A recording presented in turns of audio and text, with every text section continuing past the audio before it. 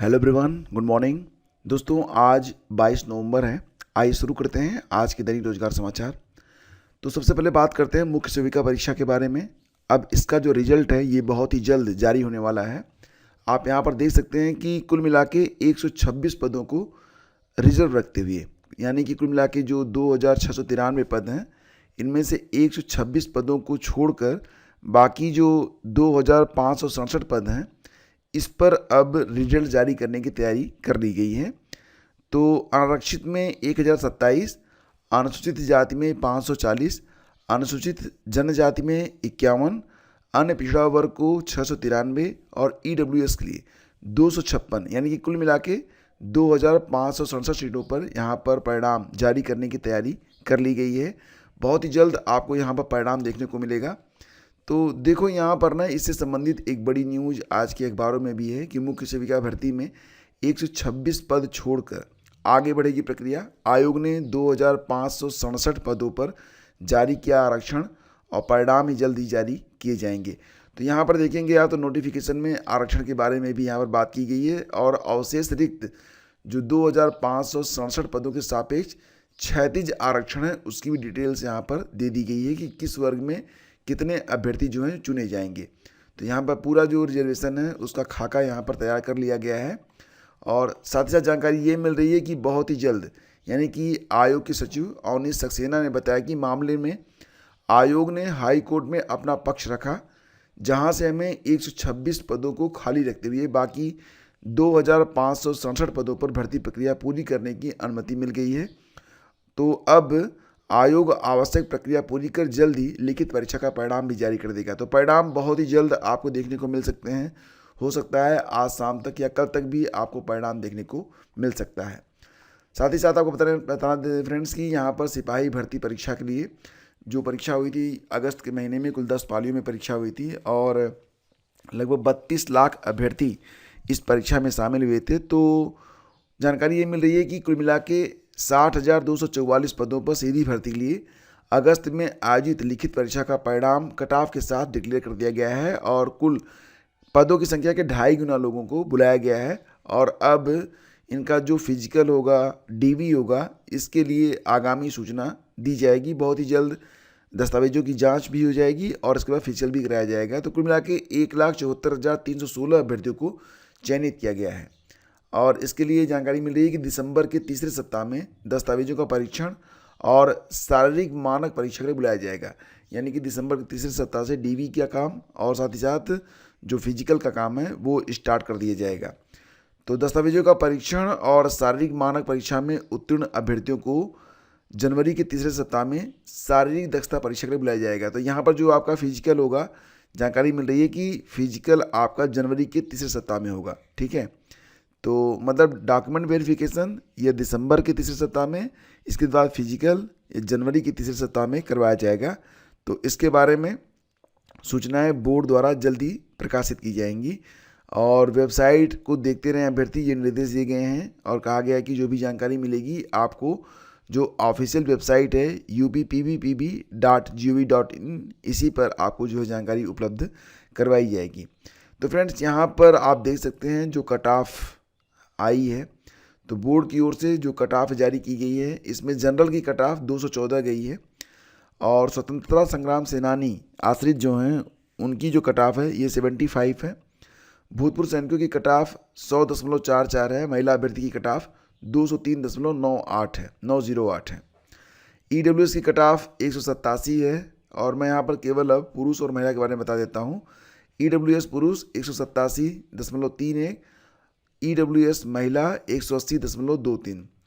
OBC की cut off गई है 198.99 और भूतपूर्व सैनिक ओबीसी में गई है 59.003 और ओबीसी महिला की कट ऑफ है 189.392 और अनुसूचित जाति की कट ऑफ 178.04 है मेल में। फीमेल की कट ऑफ है 169.13 और अनुसूचित जनजाति की जो कट ऑफ है जनरल मेल में वो 146.73 है।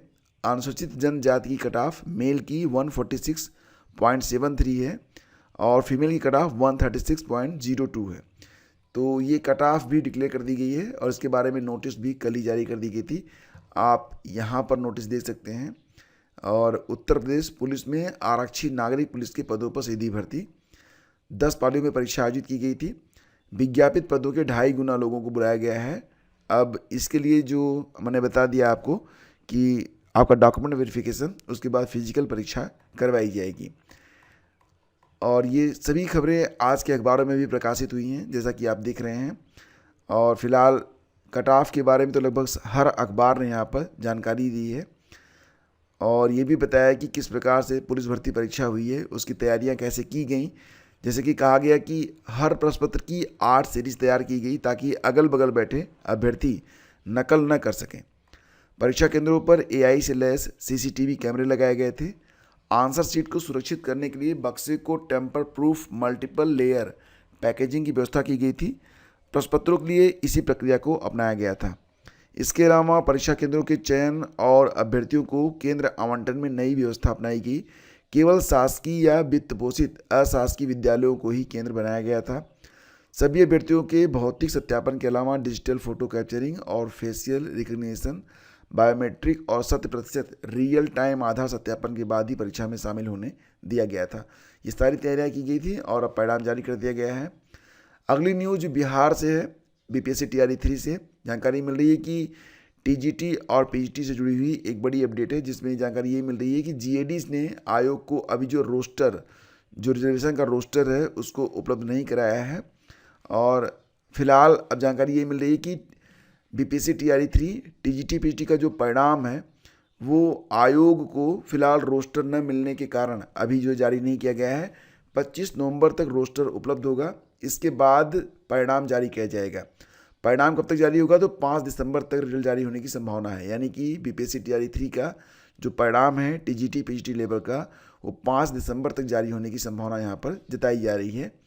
इसके बाद 12 दिसंबर के बाद आपकी जो काउंसलिंग की प्रक्रिया है ये स्टार्ट हो सकती है। रिजल्ट के तुरंत बाद सभी की काउंसलिंग का शेड्यूल जारी होगा और शिक्षा विभाग इस सफल अभ्यर्थियों की काउंसलिंग के बाद कराएगा पोस्टिंग।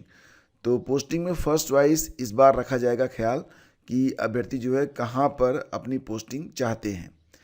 साथ ही साथ बिहार में जो स्कूल हैं, सभी स्कूलों की जो टाइमिंग है सरकारी स्कूलों की वो बदल गई है और अब बिहार में जो स्कूल हैं 9:30 बजे से खुलेंगे और 4 बजे तक चलेंगे। बाकी यहाँ पर पूरी जानकारी, पूरा टाइम टेबल आपके सामने है, आप देख सकते हैं। और फ्रेंड्स एक खबर ये भी है कि एयरटेल, वोडाफोन और जियो के ग्राहक घटे, BSNL के ग्राहक है वो बढ़े हैं।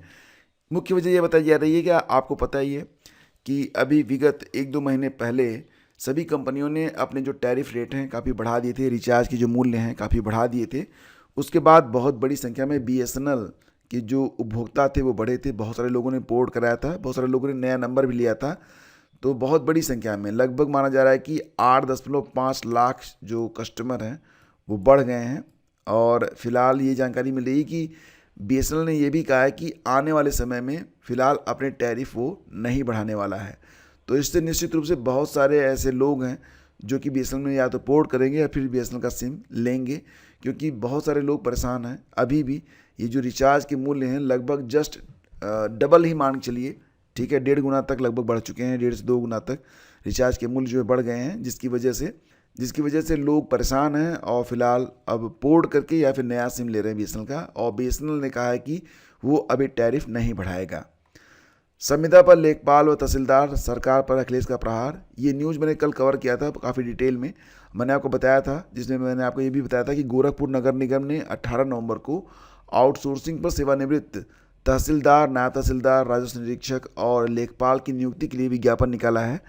तो फिलहाल यहाँ पर जो मामला था वो नायब तहसीलदार, राजस्व निरीक्षक और लेखपाल का था।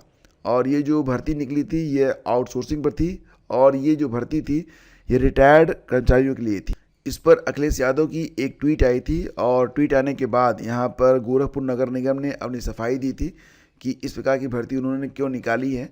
इस पर एक डिटेल वीडियो मैंने कल कवर किया था, तो अगर आप चाहें तो देख सकते हैं, लिंक वीडियो के डिस्क्रिप्शन में आपको मिल जाएगा। और इसी के साथ आगे बढ़ते फ्रेंड्स, तो खबर ये मिल रही है कि महिला सशक्तिकरण के लिए हर जिले में भर्तियाँ होंगी। तो देखो ये कोई आंगनवाड़ी या फिर किसी अन्य प्रकार की भर्ती नहीं है। यहाँ पर बात ये की जा रही है कि प्रदेश में महिलाओं को सशक्त बनाने और आत्मनिर्भर बनाने के लिए hub for empowerment of women और प्रधानमंत्री मातृ वंदना योजना को नई गति दी जाएगी। इन योजनाओं के माध्यम से महिलाओं के स्वास्थ्य, पोषण और आर्थिक सशक्तिकरण को प्राथमिकता दी जाएगी, जिससे प्रदेश में सामाजिक और आर्थिक बदलाव की नई राहें खुलेंगी। योजना को प्रभावी रूप से लागू करने के लिए प्रदेश भर में जिला स्तर पर निर्धारित 7 कर्मियों की भर्ती की प्रक्रिया शुरू की जाएगी, जिसे आगामी 1 महीने में पूरा करने का लक्ष्य रखा गया है। तो इस प्रकार से महिलाओं को सशक्त करने के लिए हर जिले में भर्तियां की जाएंगी और ये भर्तियां जो हैं वो हर स्तर पर किए जाने के बारे में जानकारी यहाँ पर मिल रही है। तो फ्रेंड्स, ये थी आज की न्यूज़ अपडेट और आज के अखबारों में जो मुख्य रूप से खबरें छाई हुई हैं उनका एक सार संक्षेप विश्लेषण इस प्रकार से है। तो हम मिलते हैं आपसे अगले वीडियो में, और अगर आप चैनल पर पहली बार हैं तो सब्सक्राइब कर लीजिएगा। शेष अगले वीडियो में। Thank you, have a great day, शुभ दिन।